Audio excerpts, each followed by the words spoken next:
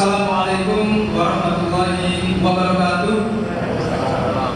Alhamdulillah, nahmaduhu wa nasta'inuhu wa nastaghfiruh wa na'udzu bihi min shururi anfusina wa min sayyiati a'malina. May yahdihillahu fala mudilla lahu wa may yudlilhu fala hadiya lahu.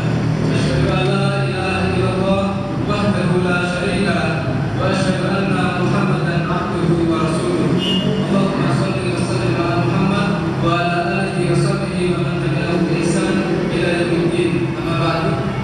Alhamdulillah, Allah Subhanahu wa taala memberikan nikmat kepada kita, nikmat yang paling besar adalah nikmat iman dan Islam, sehingga atas dasar iman dan Islam itulah kita hari ini berkumpul di sini. Iman dan Islam yang mengatakan bahwa innamal mu'minuna ikhwah, sesungguhnya sesama mukmin itu adalah saudara. Karena itulah hari ini kita berkumpul untuk mendengarkan uraian atau mendengarkan kabar tentang apa yang hari ini sedang menimpa, musibah yang menimpa saudara kita yang ada di Suriah nun jauh di sana. Bapak-bapak, ibu-ibu, serta saudara sekalian yang dirahmati Allah Subhanahu wa taala, barangkali ya, meskipun tadi disebutkan oleh panitia bahwa ini merupakan event pertama dari Jam Organizer, barangkali ini bukan tabligh Suriah yang pertama. Barangkali bisa jadi di Semarang. Tetapi kenapa kita perlu mengadakan tabligh itu? Bahkan yang disebutkan Rasul 35 kota Rabiul Akbar. Saya pernah mendapatkan statement dari teman-teman Syam Organizer di Solo. Yang dimaksud dengan 35 itu bukan 35 kota serentak sekali, bukan Pak. Ada 35 kota, nanti minggu pertama, minggu kedua, minggu ketiga, dan seterusnya, seperti itu. Kenapa kita harus seperti itu? Kenapa teman-teman Syam Organizer harus mengadakan proses seperti itu? Apa muhimahnya? Apa kepentingannya? Kok sampai Suriah seperti itu? Ikhwan fillah, bapak-bapak, ibu-ibu, saudara sekalian yang dirahmati Allah Subhanahu wa taala, setidaknya ada beberapa hal kenapa kita harus mengupdate tentang saudara kita yang ada di Suriah, kabar saudara kita yang ada di Suriah.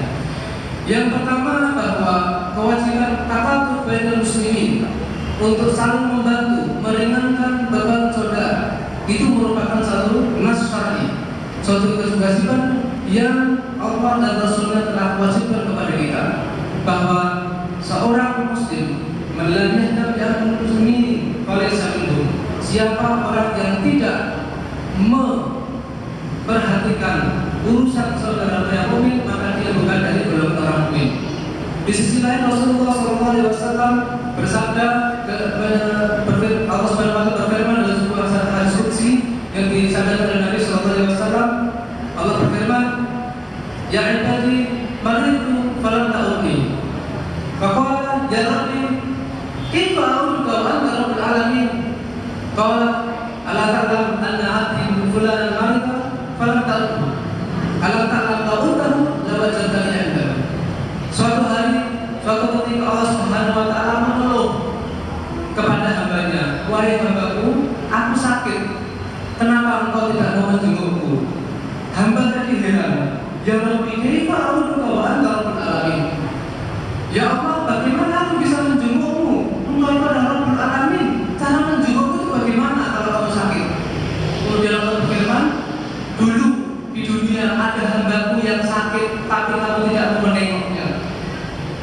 Tidakkah kamu ketahui, andai saja kamu mau menengok hambaku yang sakit tadi itu, kamu akan mendapati aku di sisinya. Kawan sekalian, hadirin yang dirahmati Allah Subhanahu wa taala, itu sakit yang wajib dijenguk. Tapi bagaimana dengan masa, bagaimana dengan tragedi kemanusiaan yang telah kita saksikan bersama tadi dalam tayangan video? Video ini hanya menggambarkan sebagian kecil saja apa yang terjadi di Suriah hari ini. Bagaimana dengan seorang yang dikubur hidup-hidup sebagaimana yang disebutkan tadi? Bagaimana dengan anak-anak yang meratap menangisi anak-anaknya? Bagaimana dengan orang-orang dan seterusnya? Tentu ini merupakan membutuhkan perhatian, bukan membutuhkan, artinya merupakan suatu kewajiban bagi kita untuk memperhatikan mereka. Yang pertama. Kemudian yang kedua, maksud tragedi ini terjadi di sebuah bumi yang Allah muliakan. Rasulullah SAW bersabda, "Satakun amri ila takuna jundul mujahada, jundul bisyam wa jundul bil Iraq, jundul bil Yaman." Faqala faqultu ya Rasulullah, faqala alaika Syam. Suatu ketika Rasulullah SAW bersabda, akan datang pada suatu masanya di akhir zaman bahwa kamu itu akan menjadi terpecah pasukannya, ada pasukan di Syam dan ada pasukan di Yaman. Maka sahabat waktu itu berkata, "Ini ya Rasulullah, aku harus ikut pasukan mana ya Rasulullah?" Maka Rasulullah SAW bersabda, "Alaika Syam, kamu ikutilah tentara yang ada di Syam." Mananya apa ya ikhwah? Bahwa Syam ini bukan sembarang bumi. Rasulullah SAW berkali-kali dalam sabdanya mengatakan bahwa Allah mabarik di Syamina, Allah mabarik di Syamina. Ya Allah, berkatilah Syam kami, berkatilah Syam kami. Syam itu mana? Syam itu adalah wilayah yang hari ini dipecah-pecah menjadi negara. Satu, Palestina. Kemudian yang kedua Lebanon. Kemudian yang ketiga adalah Suriah. Dan yang ketiga adalah Yordania. Itu adalah bumi Syam, Ardul Mubarak, bumi yang Rasulullah SAW bersabda, "Uqdarul mu'minin di Syam." Benteng pertahanan terakhir umat Islam itu ada di bumi Syam. Ini. Jadi pentingnya kita memperhatikan karena Syam itu memiliki peran strategis bagi umat Islam terutama di akhir zaman. Kemudian alasan yang ketiga, bahwa dinamika yang terjadi pada konflik Suriah itu demikian cepat terjadi. Dahulu kita hanya menganggap awal-awal terjadinya revolusi Suriah tahun 2010, ya saya masih ingat sekitar Maret atau Februari 2010, itu hanyalah sebuah demam yang muncul akibat ketularan Arab Spring, ketularan di Mesir, ketularan di Tunisia, ketularan di Libya. Kemudian rakyat di sana memberontak sehingga terjadi pemberontakan yang sekarang. Dahulu kita punya pemikiran seperti itu, tapi pada akhirnya kita tahu bahwa yang di sana ternyata bukan sekedar Arab Spring. Kalau yang terjadi seperti Libya, niscaya Amerika dan NATO sudah masuk lama. Tapi kenapa Amerika dan PBB tidak masuk? Tanda tanya besar.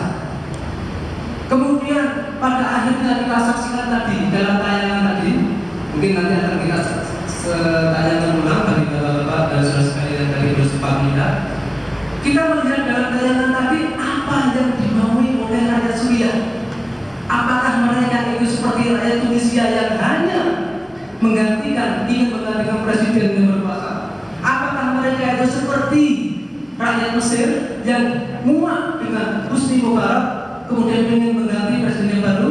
Apakah mereka revolusi itu seperti di Libya? Ternyata jawabannya ada di video tadi. Rakyat menginginkan perubahan Islam, rakyat menginginkan khilafah Islam. Tadi disebutkan dalam video tadi. Kalau antum tidak percaya, nanti silakan minta panitia download atau copy, nanti bisa disetel di rumah di layar. Ini yang menarik. Kemudian yang terakhir keempat, saya sampaikan bahwa ternyata konflik Suriah, konflik kemanusiaan yang ada di Suriah itu bukan hanya sekedar konflik kemanusiaan, tetapi sudah konflik ideologi. Saya sebetulnya berat untuk mengatakan mengkait-kaitkan konflik manusia ini dengan konflik ideologi. Tetapi hari ini bapak-bapak ibu sekalian, yang terjadi seperti itu. Terjadi seperti itu. Hari ini umat Islam terpecah menjadi dua dalam masalah pandangannya dalam masalah Suriah. Satu kelompok Ahlussunnah wal Jamaah dan satu kelompok Syiah. Ahlussunnah membela kaum muslimin yang tertindas, sementara kelompok Syiah membela Bashar Assad yang zalim.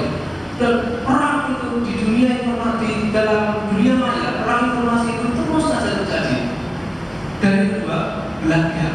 Untuk itu kita mau tahu apa yang terjadi sebenarnya.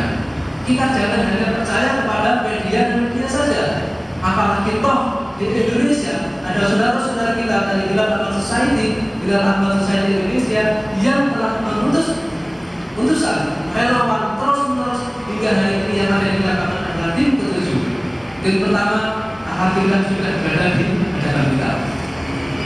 Nah, ini kita perlu informasi yang sebenarnya. Tadi malam saya mendapat informasi dari gambar ya, dari seorang dokter di Jakarta yang terindikasi afiliasi dengan gerakan Syiah. Apa isinya? Isinya adalah seorang ulama yang bernama Syekh Muhammad Al-Quraifi yang tadi disebutkan di video itu ya. Setelah dia kemarin ke Mesir menandatangani deklarasi ulama Ahlus Sunnah sedunia yang mewajibkan jihad di Suriah, kemudian dia ke London, diberitakan bahwa dia ditakloki massa di London. Buktinya apa? Nih, buktinya dia ada di rumah sakit dalam kondisi lehernya digips. Saya dikasih gambar seperti itu yang mengatakan bahwa nih orang Inggris benci dengan Ahlus Sunnah yang menyuarakan jihad di Suriah. Padahal apa? Saya bukan orang yang gaptek dalam masalah informasi itu. Foto itu sudah kita lihat jauh sebelum terjadinya pertemuan ulama di Mesir. Foto itu adalah Syekh Uwaifi memang sakit dirawat di Saudi 2-3 bulan yang lalu. Kemudian di kota Anik seperti itu. Dasarnya perang informasi terutama di dunia maya. Oleh karena itulah bapak-bapak, ibu sekalian, jadi jangan sampai bosan kalau kemudian kok Suriah terus ya. Kok satu geser mengadakan masalah tentang itu terus. Ini bukan permasalahan apa-apa, tapi setidaknya ada beberapa faktor, ada beberapa alasan yang tadi sudah saya sebutkan. Nah, bapak-bapak, ibu-ibu, saudara sekalian yang dirahmati Allah Subhanahu wa Ta'ala, hari ini telah hadir di hadapan kita dua orang narasumber yang sangat-sangat berkompeten untuk berbicara tentang masalah Suriah. Yang pertama saya sapa dulu Ustaz Abu Haris Ustaz Ibnu Wais. Dia ini merupakan angkatan pertama di Al-Amal Society dari tahun 2012 ya. Tahun 2012 ketika saya dengan beberapa teman-teman dari Al-Amal Society mengikuti Global March to Yerusalem yang ada di Jordan, Aman Jordannya, kita ketemu dalam utusan Suriah yang mengkabarkan bahwa di Suriah terjadi bencana yang luar biasa. Setelah itu kita pulang ke Indonesia, melaporkan kepada pimpinan Al-Amal Society, diputuskan bahwa harus ada tim yang turun survei ke Suriah. Timnya di mana? Tidak apa menteri. Ini urusan umat Islam.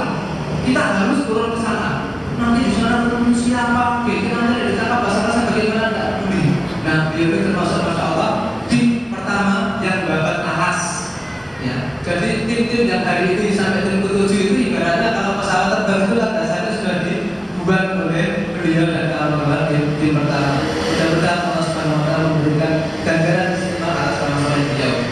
Beliau di Suriah bulan Agustus 2013 merupakan tahun pertama. Juga kebetulan pada saat itu adalah bulan Ramadan yang penuh berkah. Jadi kalau hari ini dulu ya, tahun yang lalu kita kalau di Madura atau Ramadan kan apa ya, maksudnya ada tariman atau apa ya. Kalau di sana tarimannya bagus saja, kirpil gitu ya. Saya sempat whatsappan dengan beliau dan teman-teman di sana. Oh, kita lagi diserang roket, insyaallah gitu. Beliau lahir di Surakarta tanggal 20 November 1980 dan sekarang menetap di Pondok Bambu Jakarta Timur.